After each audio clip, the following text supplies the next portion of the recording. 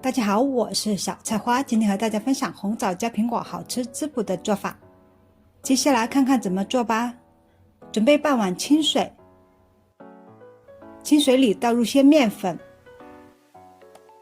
一把红枣放进来，焯洗红枣。风干的红枣上有很多褶皱，很容易藏污纳垢。面粉有吸附的作用，可以把红枣上的灰尘和脏东西洗出来。然后再用清水把红枣冲洗干净就可以了。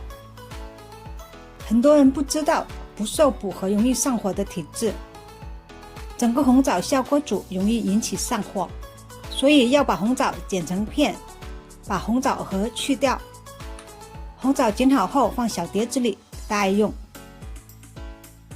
很多人不知道苹果上都有一层蜡，越高档漂亮光泽度很高的苹果肯定上了一层蜡。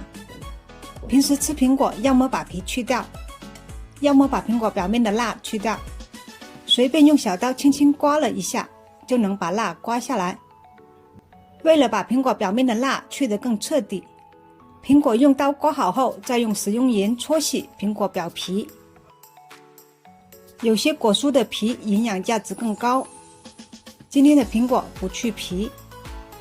苹果用盐搓洗好后再用清水冲洗干净就可以了。提前准备半朵干银耳，倒入温水泡发。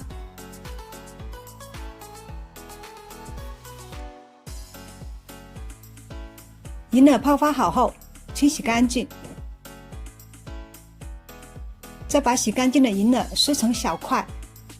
银耳物美价廉，是一种非常营养滋补的食物，滋阴润肺，保护肝脏，对皮肤也很好，好处多多，平时要适量多吃。准备一个砂锅，把银耳倒入锅中，把去了核的红枣也放进来，一次性倒入适量的清水，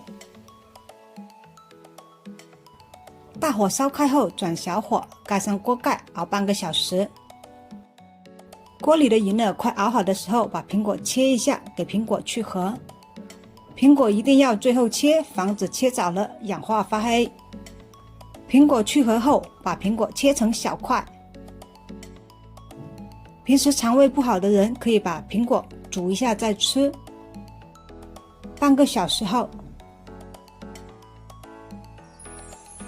把刚切好的苹果倒入锅中，搅拌均匀。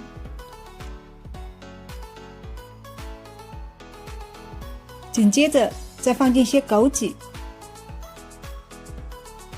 一些红糖，再盖上锅盖煮10分钟。10分钟后，苹果已经煮软，拌匀一下就可以出锅了。